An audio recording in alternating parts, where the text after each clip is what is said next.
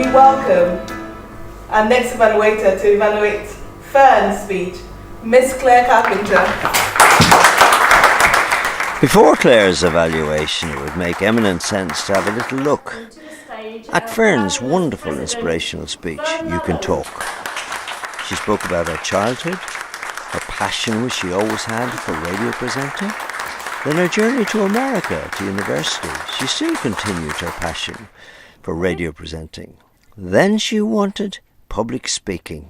And I started presenting radio shows on hospital radio and student stations. My university experience took me to North Carolina as I studied at Western Carolina University and got my degree in, you've guessed it, communication. In public speaking, you can talk about whatever you like. You can speak about your interests and your hobbies. You can change people's perceptions and opinions. You can change people's lives. I can vouch for that. Toastmasters. Here I read that I would learn in a supportive and friendly environment, develop my speaking skills, and, most importantly, have fun. And that is very true. All the things they had said were true. I did meet a supportive, friendly group of people. I did learn about public speaking and what it means to be a public speaker. And most importantly, I did have fun. Toastmasters gave me the confidence to keep going. I performed my icebreaker speech, Can I Climb This Rock Wall in High Heels? And I did get to the end. And I did get a round of applause. And most recently, I have become the president of Eastbourne Speakers, an amazing, fantastic club. And what a success she's having. I believe that I am living, breathing proof that Toastmasters is a place where hope is born, where friendships are found, and where leaders are made. Thank you very much. And now, shall we get back to Claire's evaluation, lasting 3 minutes? I have evaluated Fern before, and it's always a challenge because she brings so much to the stage, doesn't she? And she did again tonight.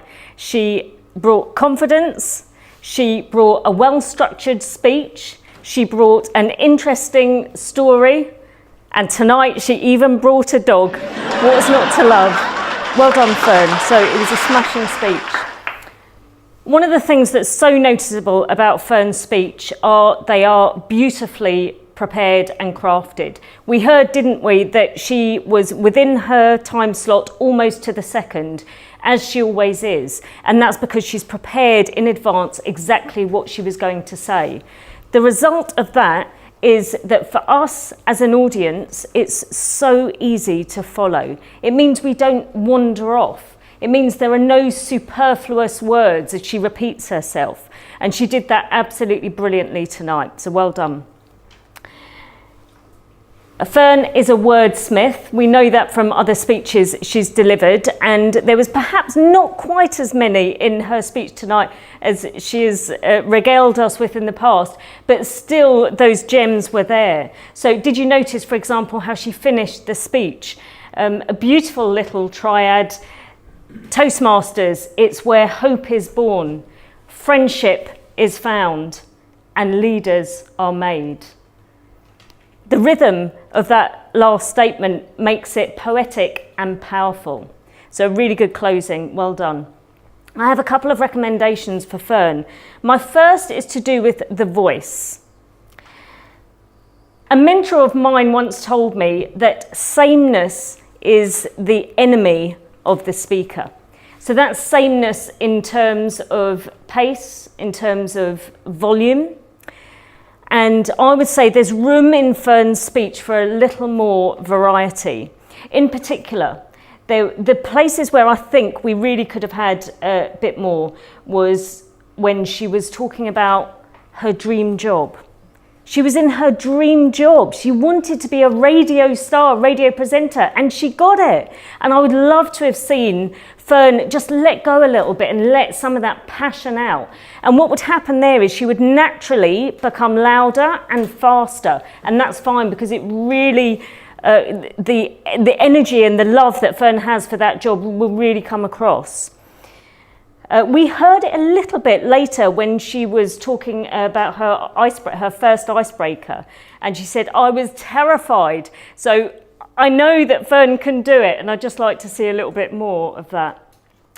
My second recommendation for Fern, and this goes for every single speaker, for every single speech that they will ever deliver, and that is, please remember your audience. Your audience are always asking, so what? What does that mean for me? Now, I said earlier that Fern had a great structure. It was a journey structure, but that journey was Fern's journey alone from beginning to end.